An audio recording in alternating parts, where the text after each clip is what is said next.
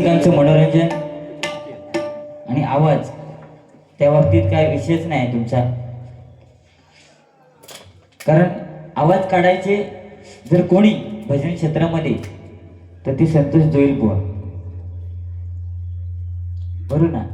स्वतःला म्हणतात की ब्रह्मा विष्णू आणि महेश, पण बुवा आजपर्यंत तुम्ही ब्रह्माला जर पाहिलं कोणत्याही मालिकेमध्ये पाहिलं तर ब्रह्मा कधी तरुण दिसला काय?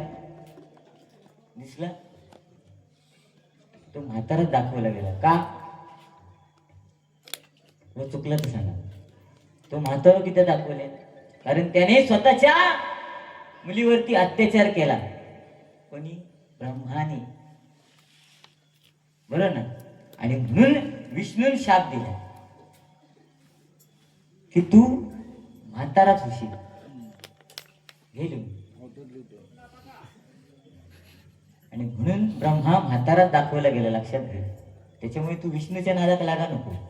मी घष्टीत जरी इले ना, ए तू सांगतो 2 झिल कशा फळे, आज अभिमान आहे. माझी मुलं माझ्या भजनामध्ये येऊन बसतात. ए तुझे काय गोटकेने खेळत घराकडे?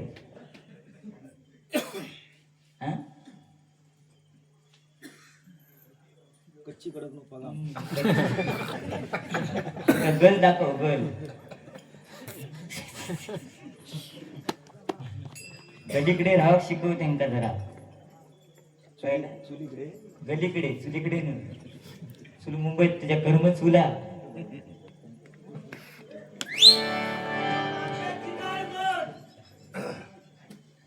काय आलं तुझा? हा हो या ठीक आहे. चल गजरात गजरात घेऊ चालत ना? ठीक. मंगला म्हणता 4 दिवस इली नाही तरी चालत. हो उद्या खेळा जात ना तू. तिरू नेलं वेल्ली त्याच्यात खय तिकीट म्हणता माझी नाया रोजच फुकट फिरत असता. एका जागा किती लागता? कोणत्या तरी पायाखाली जाऊन झोपता. तिरू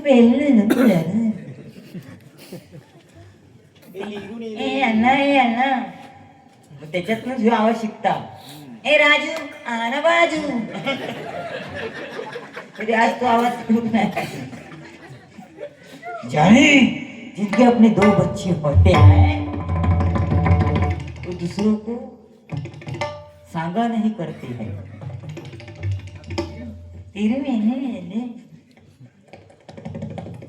मंगला कशी काढते ती बघ. मी फक्त काय बुवांच्या रुपावळीच्या अगोदर निघून गेलो. बुवा काय सांगता, तो काही गेलो आहे का बोलून हा ना. पण बुवा त्या दिवशी सांगतो तुम्हाला, मुंबईला वारी होती. माझं गजर चालू व्हायच्या आधी हे उड्डाण गेलो ना, तो गजर संपेपर्यंत हे येऊक नाही. लक्षात येईल तुमच्या. म्हणजे ह्याच्यात किती खोडी होत. मी त्याची खोड आज जिरवली.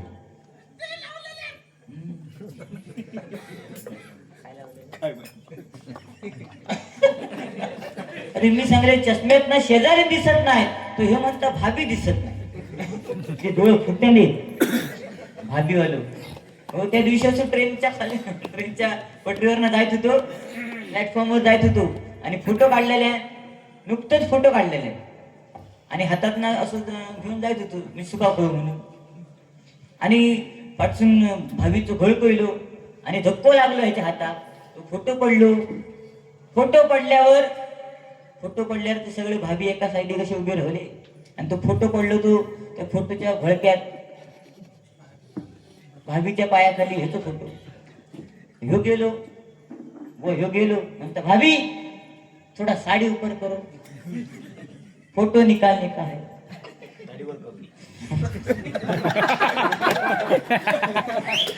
बसलो ह्यो एका असं कुटाव भाभी होईल का. त्या दिवशी असं मुंबई दिव्यात गेलो. आता दिव्यात गेल्यानंतर 3 ते 4 माळ्याची बिल्डिंग आणि ह्यो बुवा ना संतोष जोईल एका झाला जोराचा. तर त्या भिंतीवरती लिहिलेलं असतं येथे करू नये. हे म्हणतात मी संतोष जोईल बुवा आहे, मला कोण काय विचारणार आहे. गेलो आणि पोकेमॉन खेळायला सुरुवात केल्या. वरसून भाभी बघित होती. आणि त्या भाभी आता मराठी सुद्धा बोलतात, मुंबईतली भाभी. एका बघल्या म्हणते, हे दिसत नाही, हे पोकेमॅन खेळतो तू. हे 2 पावलं पाठी गेले म्हणते, आता दिसता. ए भाभी फोटो निकालने का? हाँ? जरा असा कांडप काढीन ना त्या माणसाचा विषय. तो माणूस सुपारी आग आग आग म्हणजे आगच होती. सिंह हा, फक्त दाढी नाही. कधी तुम्ही बघलास? माका माहित आहे दाढी खायची. बॉडीवर जाऊ नको तुम्ही, आधीच सांगतो. तुम्ही त्याचा अंदाज धरून तुम्ही आता बोला. मी तुमच्यावर प्रेम करत आई शकतो. म्हणजे एकदम सोज्वळ आणि चांगला माणूस जर कोण असेल, बाकी त्यांचा विषय सोडून द्या. त्यांना कोणी कोणी काय काय धरवले ना तो त्यांचा विषय. पण माझ्या बाबतीत ह्यो माणूस लय चांगला, एकदम जोरदार पोहोचले. त्यांचा धंदा सुपारीचा असू देत ना, विषय काय नाही. व 2 सुपारी त्या दोऱ्यात, हरिनामाच्या दोऱ्यात तुम्ही ओवल्यात भरपूर आहे. फक्त माका लागली तर देवा, पण माका लागायची नाही. कारण तुम्ही सांगितलं सुपारी प्रत्येक ठिकाणी लागते. पूजेक सुपारी लागतात की नाही? आणि काय काय लागतं? कुठचाही शुभ कार्य असलं की सुपारी लागतात. आणि तुम्ही सांगतास की माझ्याकडे चौसा लागतं. फक्त सुपारी देताना ओली देऊ नको, सुकी द्यावा.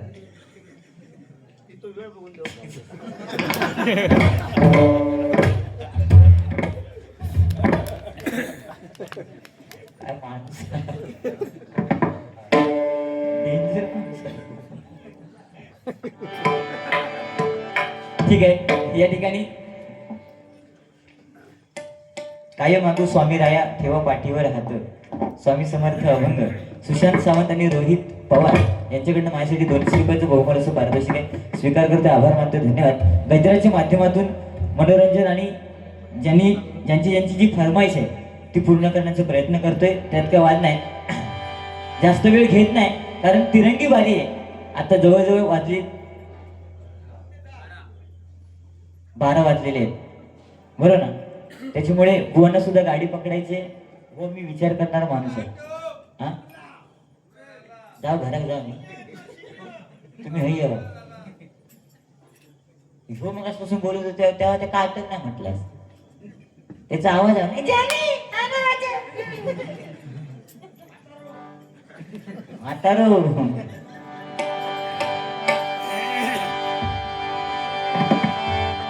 पण खरोखर बुवाने सांगितलं की या ठिकाणी चौरंगी पंचरंगी असे बरेचसे कार्यक्रम या ठिकाणी झालेले आहेत. आणि मी एक कार्यक्रम पाहायला आलेलो.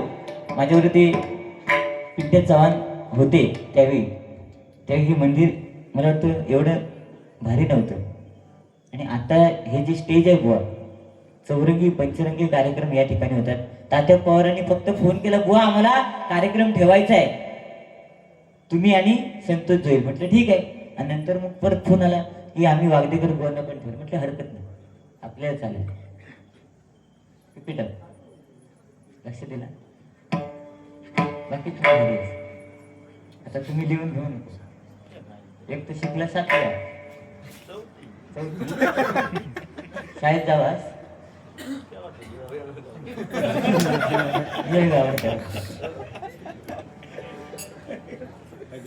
काय बोलणार. हजर जबाबी म्हणजे तेव्हा शाळेत जाऊन ते मुद्दारीत काय लिहित माहिती काय माहित?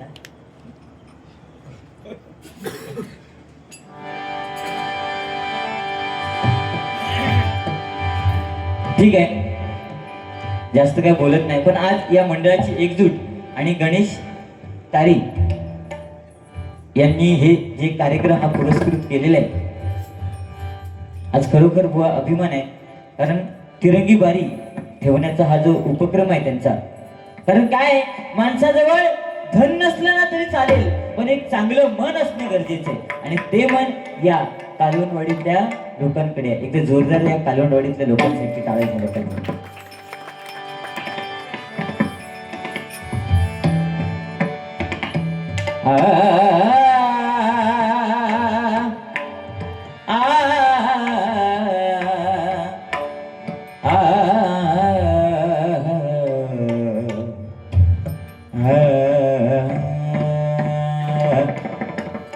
देवाची द्वारी उभा क्षण भरी, देवाची द्वारी उभा क्षण भरी, तिने मुक्तीचारी साधिल्या, तिने मुक्तीचारी साधिल्या, साधिल्या.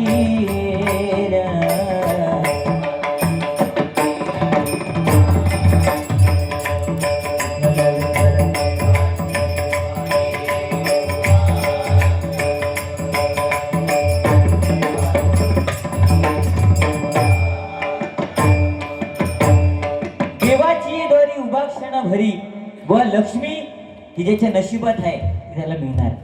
त्याच्यामुळे अभिमान आणि गर्व करून चालत नाही. आज गोवांच्या नशिबात जी लक्ष्मी आहे ती त्यांना मिळणार, तुमच्या नशिबात जी लक्ष्मी आहे ती तुम्हाला मिळणार, माझ्या नशिबात जी आहे ती मला मिळणार. बरोबर. त्याच्यामुळे गर्व आणि अभिमान करून चालत नाही. म्हणून म्हणते